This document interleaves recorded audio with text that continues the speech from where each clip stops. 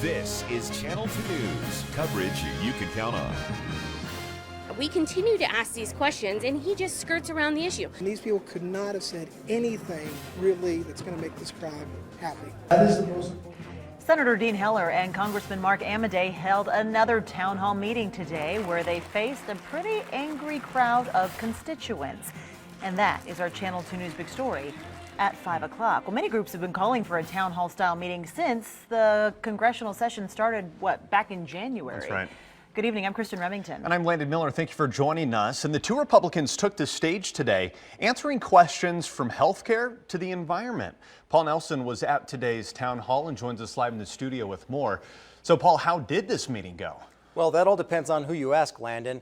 Heller and Amodei were both on the hot seat facing a large crowd of people, mostly from the opposition party. They took questions from their constituents for more than 2 hours, and the overwhelming liberal crowd had a lot to say to their conservative leaders.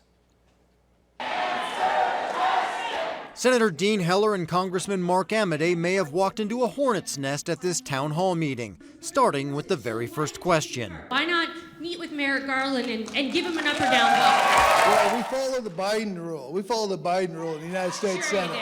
Along with the Supreme Court, both faced a slew of questions and comments. And you represent Nevada, all of Nevada. How much of the planet has to be destroyed before you'll stop it? Even talk of town halls created interruptions. We've been meeting with smaller groups. No. Pardon me. Can I have the floor for just 60 seconds? Two of the biggest topics were the funding of Planned Parenthood and the possible repeal of the Affordable Care Act.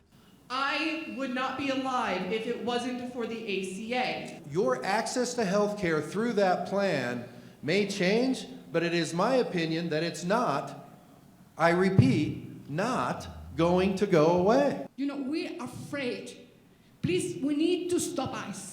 The two also had a chance to discuss immigration reform. I agree, keep the families together. But I will say this, if you're a criminal element, if you're here illegally and you're a criminal element, then you should be deported. While there were a handful of Republicans on hand, it was clear from the start that the Democrats in attendance had a very different view on federal policy. Yeah, we showed up today in force because we want him to know we're watching him, and 2018 is coming quickly, and we're not going to check his box if he's not careful. And they answered the questions from their perspective.